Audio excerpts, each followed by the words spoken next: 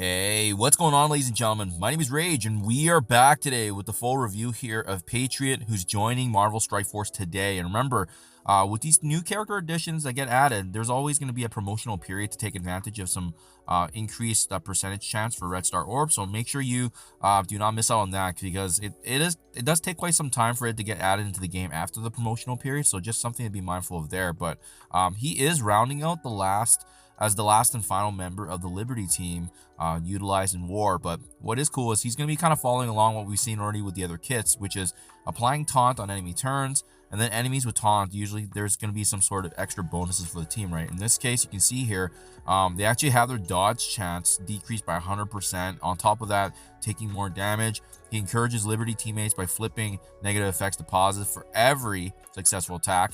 And then more notably, if you are bringing up this character for war, which I highly recommend. Otherwise, I don't know if I would recommend this team, maybe if they're required for a legendary in the future or some sort of end-game event. But Patriot does apply a slew of negative effects like ability block, stun, trauma. He gains additional crit chance against enemies with taunt, and can also lower the max barrier. So obviously he's going to play a very, very important role with the rest of the Liberty team. And as part of this kind of new war-esque meta that we're seeing in terms of just changing up and switching up things with the taunt dynamic. So yeah, that's what he's going to be table, guys. So let's take a look at his kit overall, the upgrades we can take preemptively right now if you're planning to build him up, as well as what his potential ISO-8 is going to be as well. So I personally have not used any power cores yet for any of the Liberty team members, just because I'm just going to be patient. If they're going to come into the game already and there's going to be free-to-play events, I'll definitely take advantage of that. We already got Peggy Carter unlocked completely free just by, the slow drip method. He does have a lot of Baron Zemo kind of vibes, with the way his mask works. It's fully masked there, but obviously that infusion of the Captain America spirit, the U.S. Patriotism. So yeah, okay, let's take a look at his kit. And remember, guys, you can also get shards of him using power cores as well, if that's something you're interested in. 675 cores per orb, and usually it's a minimum of 6 shards, and obviously it can be higher if you have good luck as well. Basic ability: Patriotic Punch. Attack primary target for percentage damage, and really nothing to scream home about, with the exception of once you upgrade this, sparingly here, it does actually apply bleed as well. Now, if you have T4s to spare, and it's kind of a luxury, you can also boost this ability up for a maximal input of 100% extra bonus damage on the primary target. But to be honest, usually the special, ultimate, and passives are where you want to focus on, and the basics really kind of a luxury if you have those T4s. So I would stop at level 6 if you're planning to build him up for now, just because I have a feeling that obviously some of the T4s associated to make him function well is going to be prioritizing the other abilities here. His special, American Rush, attacks all enemies for 100% piercing damage. He also applies defense down, additional piercing, additional damage for each positive and negative effect on this character. He's also going to be applying defense down for 2 full turns if you actually get to the level. The defense down for level 5. He also heals his respective Liberty allies there for 10% of his max HP. And then with the T4 upgrade here, that's kind of a nice support. Hey, the fact that he's more notably for damage, but it's nice that he has a kind of a built-in heal there. That's I was not expecting that. In war, he's gonna get that once again, that 100% crit chance against enemies with taunt. So this is looking pretty obvious here in terms of ISO-8, especially when it's tied back with piercing and crit chance. It does seem to suggest that a Raider ISO-8 is going to be really good for him in war, but let's take a look at his ultimate and passive as well. Star Spangled Slam, so clearing all barriers on all enemies. That's awesome. Just be able to kind of shred that through with like a butter knife, and you're able to actually apply real damage to them immediately. Primary and adjacent targets taking piercing damage once again. Bleeds. He's also clearing death proof on the primary and adjacent targets. Very nice little extra add there.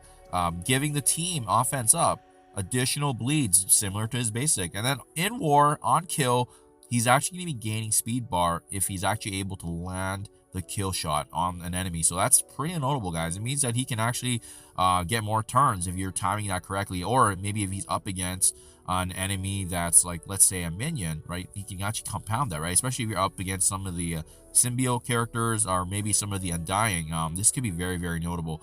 T4 upgrade here. 30% piercing to primary and secondary targets, and also gaining that 100% crit chance against taunt once again. So His special and ultimate, very, very similar.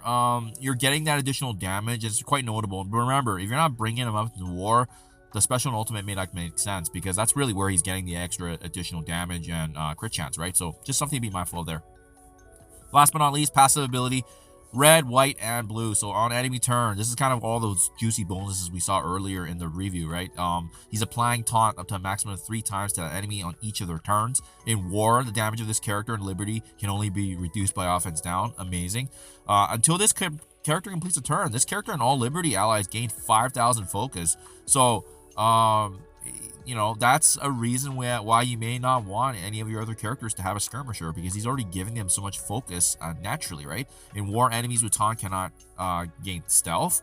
Enemies with taunt cannot take an additional damage.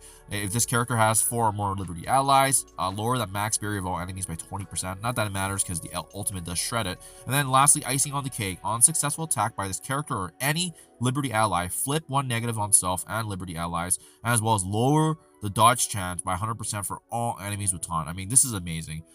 This is a must-have upgrade here because it doesn't even apply in war. This is going to be notable just whenever you have them in team dynamic together in other game modes. So for sure, this passive needs to be applied first, I think, as an upgrade.